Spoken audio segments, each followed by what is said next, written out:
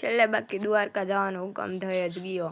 રોઈ ધોઈને ગમે એમ કરીને હું દ્વારકા પહોંચી જ ગઈ, કારણ કે ઠાકરની મરજી હોય તો હું તો શું પણ મારી લાશે ઊભી થઈને આવે. તો આથી અખિલ આયર સમાજ જ્યાં અમે રોકાણા હતા અને રૂમ રાખ્યો હતો. આયરો અહીંયા નજારો ઊંચો જ હોય, પણ આ તો દ્વારકામાં આયર હતા તો નજારો નીચો હોય તોય આયર તો ઊંચા જ દેખાવાના.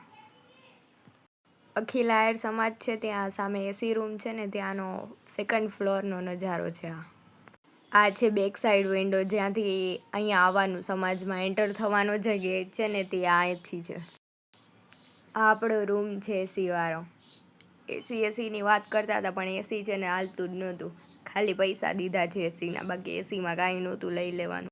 ઠાકરના મંદિરની એક સૌથી બેસ્ટ વાત છે કે ગમે એ રસ્તેથી જાઓ ને મંદિરના દર્શન થાય જ. અને અમારા રૂમથી નહીં દર્શન થતા, સવારે ઉઠીને બસ આ જ કામ કર્યું છે, મંદિરના દર્શનને દિવસ ગયો ચડચડાટ.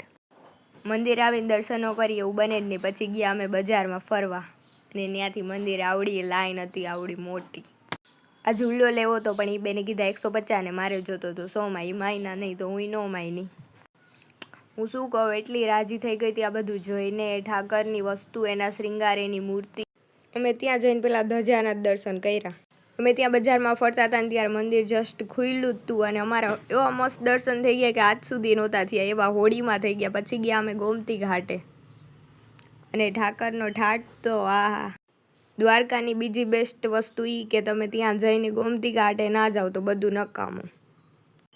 મારી સાથે આવ્યા એ તો ગોમતી ઘાટમાં જવાની ના પાડતા હતા, કારણ કે ત્યાં છે ને લોકોને લપસવાની બીક લાગતી હતી, પણ હું તો હજી કરવું હોય કરી. કીધું અંદર ના આવવું હોય તો કાંઈ નહીં, પણ મને વિડીયો બનાવી દો, હું રાજી, તમે રાજી ને ઠાકરે રાજી, બધા રાજી. અને બસ આ નજારો જોવા જ હું ત્યાં ગઈ હતી.